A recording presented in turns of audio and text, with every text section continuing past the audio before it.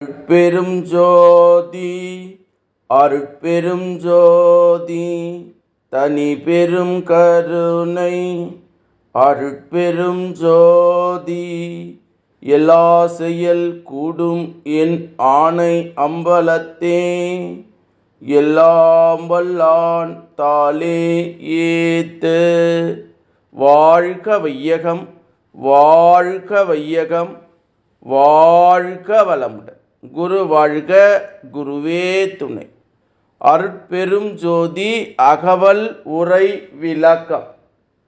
மனக்குறை நீக்கி நல்வாழ்வு அளித்து என்றும் எனக்கு உறவாகிய என் உயிர் உறவே என்று திரு அருள் பிரகாச வள்ளலார் ராமலிங்க சாமிகள் பாடி அருளச் செய்த திருவருப்பா அகவல் வரி பாடல். இதனுடைய உரை விளக்கம்.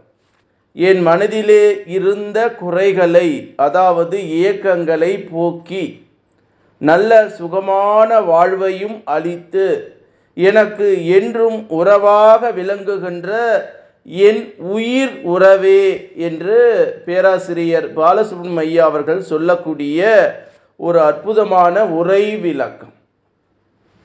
மனக்குறை நீக்கி நல்வாழ்வு அளித்து என்றும் எனக்கு உறவாகிய என் உயிர் உறவே என்ற அகவல் வரி 1197 1198 அகவல் வரிக்கு சாமி சரவணானந்தா அவர்கள் தரக்கூடிய ஒரு அற்புதமான மெய்ஞான உரை விளக்கம்.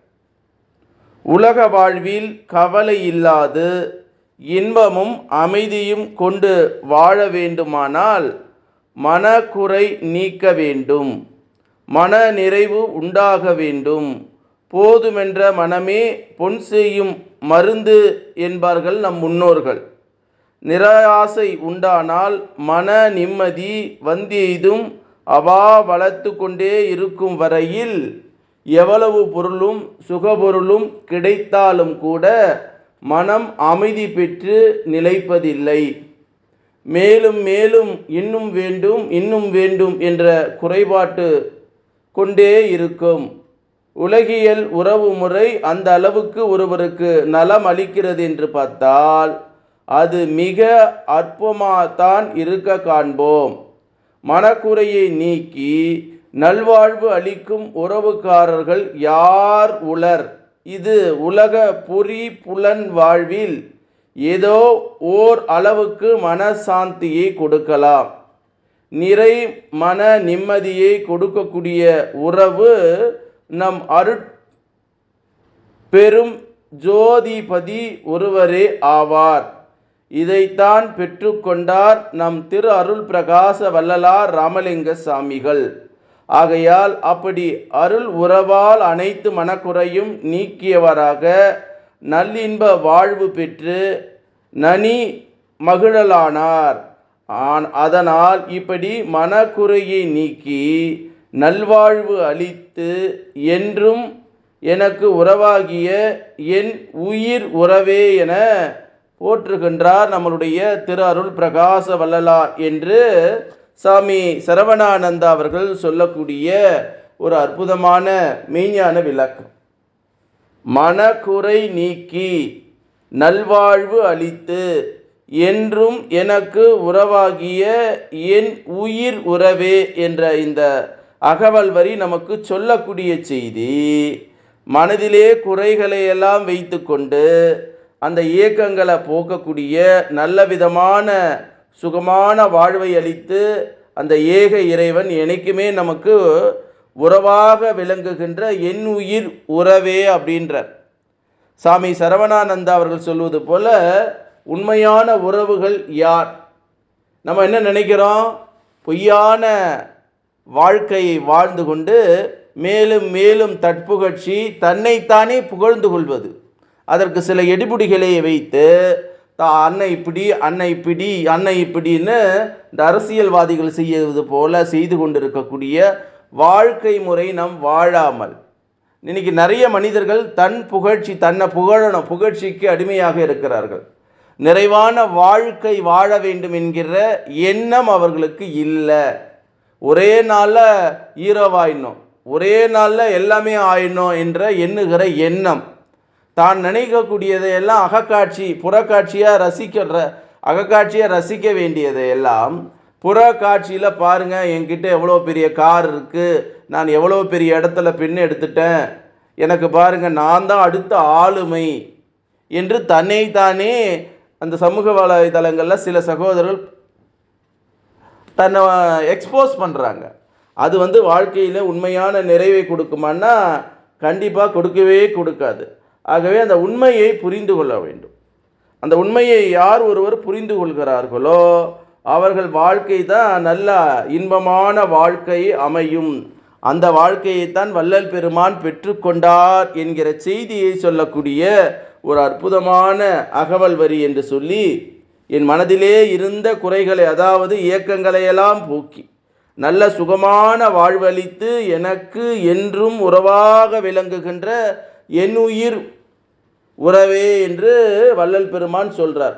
ஆகவே அந்த உண்மையான நிலையை நாம் பெற வேண்டும். அப்போ அந்த உண்மையான நிலை பெற்றாதான் என்ன ஆகும்?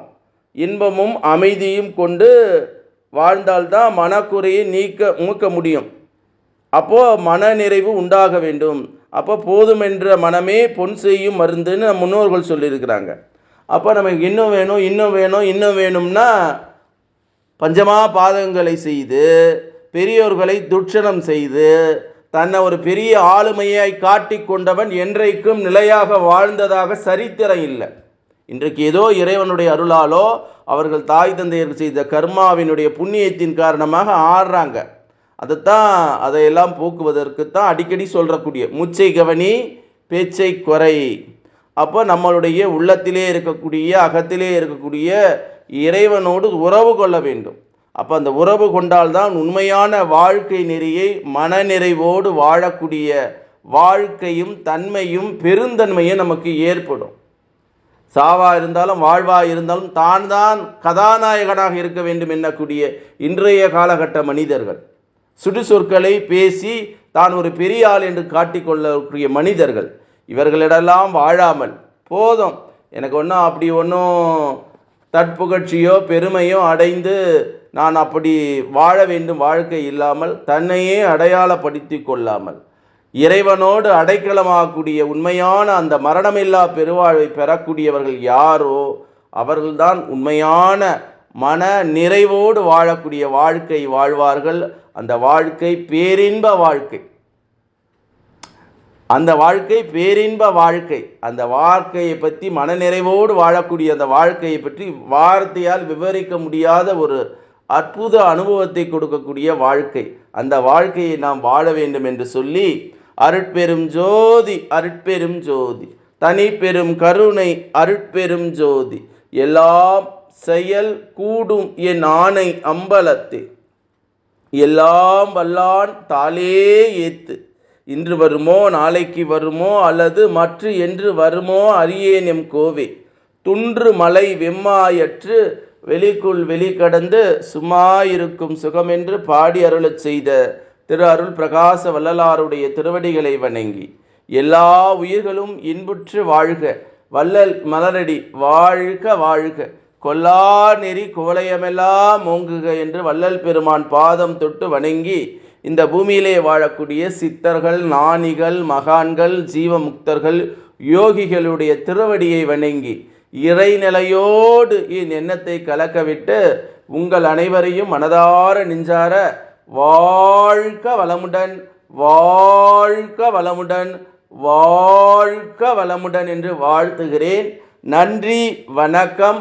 வாழ்க வளமுடன்.